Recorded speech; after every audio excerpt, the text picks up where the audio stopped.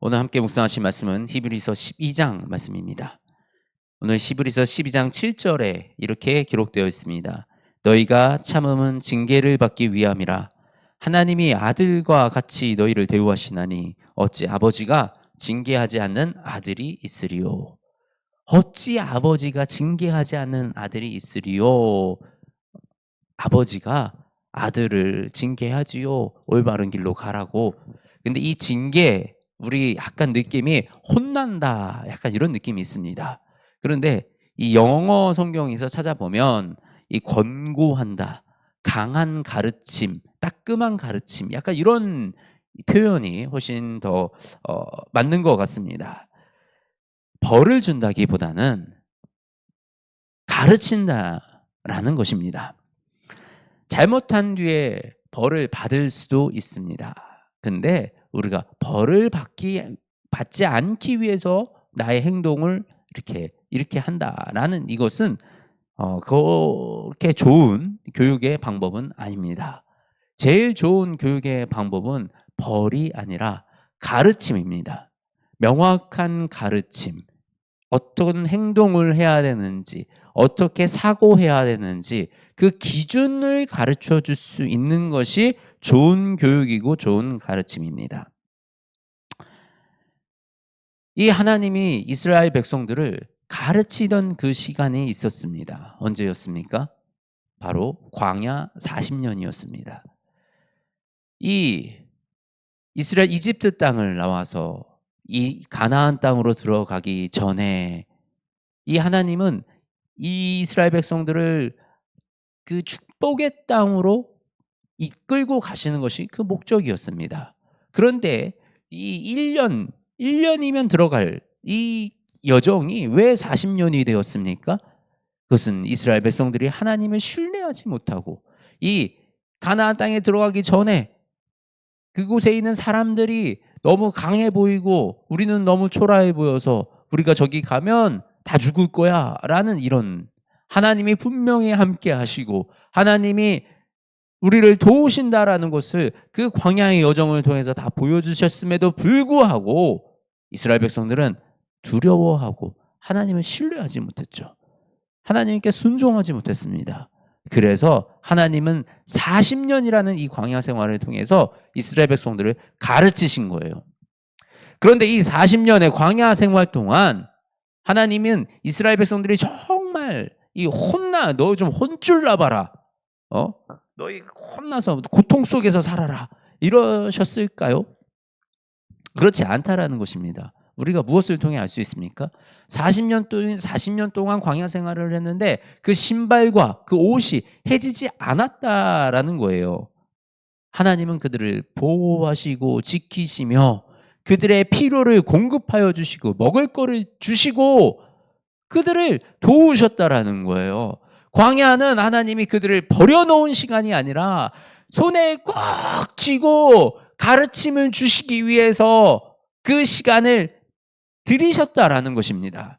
그래서 이스라엘 백성들이 어떤 백성으로 그 모습을 찾아갔습니까? 거룩한 백성, 하나님의 말씀에 온전히 신뢰하는 백성, 하나님께 순종하는 백성으로 가르쳐 놓으셨다라는 거예요. 우리 들어갈 때 여리고 성을 앞에서 이 성을 7일 동안 이 성을 돌면 성벽이 무너진다, 이것이 말이 되는 얘기입니까? 성벽을 돌며 나팔 불며 돌고 기도하는데 왜 이것이 무너집니까? 그런데 하나님이 하시면 그 견고한 여리고성이 인간의 방식이 아니라 하나님의 방식으로 무너뜨리시는 이 사건을 이스라엘 백성들이 어떻게 경험할 수 있었습니까?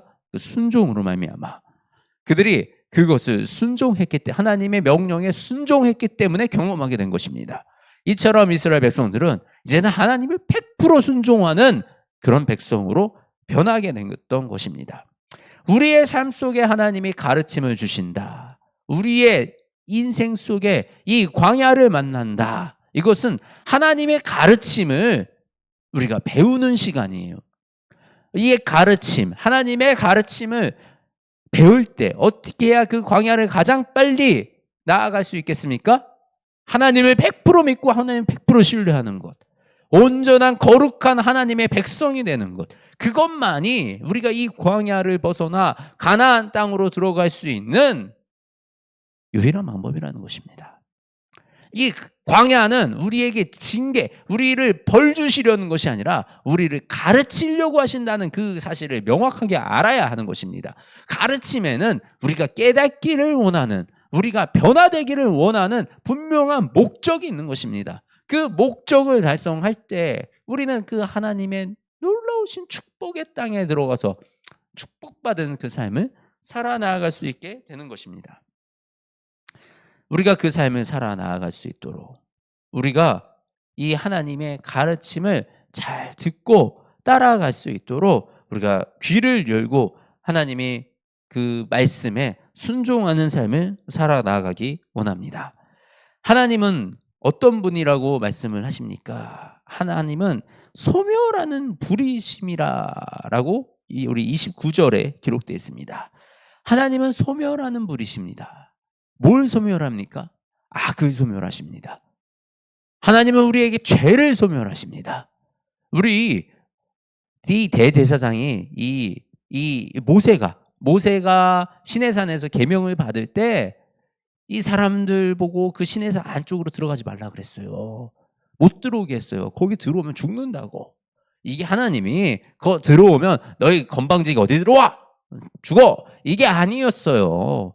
거기에 들어가면 내 안에 있는 이 죄가 죽기 때문에 내가 같이 죽는 거예요. 내가 죄의 속성이 있기 때문에 죽을 수밖에 없는 거예요. 하나님의 그 거룩 앞에, 하나님의 그 영험함 앞에 이 죄가 살아남지를 못하기 때문에, 죄를 소멸하시기 때문에 죽을 수밖에 없었던 것입니다.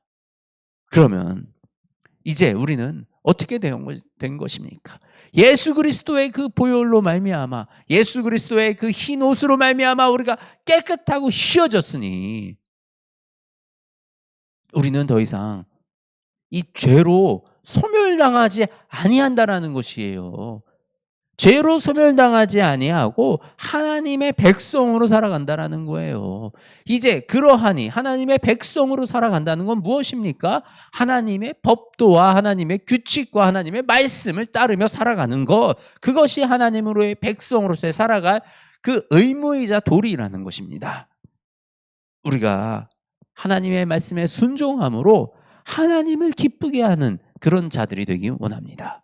그렇게 하나님을 기쁘게 하는 자로서 살아갈 때 하나님이 우리의 삶 속에 놀라운 하나님의 계획들을 이루어가시는 그런 모든 것들을 경험하게 되는 줄 믿습니다. 저와 여러분은 언제나 하나님의 징계하심을, 하나님의 가르치심을 두려워하고 피하려고 그러는 것이 아니라 속히 하나님의 뜻을 분별하여 그 뜻에 순종하여 나아가는 그런 주의 자녀들 되기를 예수님의 이름으로 축복합니다. 하나님 아버지 감사합니다. 우리에게 말씀을 주시고 이 말씀을 통하여 우리의 죄를 돌아보게 하시며 또 우리를 가르치시는 그 하나님의 가르치심을 마주하게 하심에 감사합니다. 주님, 우리를 사랑으로 이끌어 주셔서 감사합니다. 우리를 아버지의 나라로 이끌어 가시기 위해서 태초부터 세우셨던 그 모든 계획 속에 아버지 우리를 초대하여 주셔서 감사합니다. 아버지 우리가 온전히 주님을 순종하기 원합니다. 주님께 붙들려 나아가기 원합니다. 주님 우리의 삶을 붙들어 주시고 붙잡아 주시어서 온전히 주님께 순종하는 삶을 살아갈 수 있도록 인도하여 주시옵소서.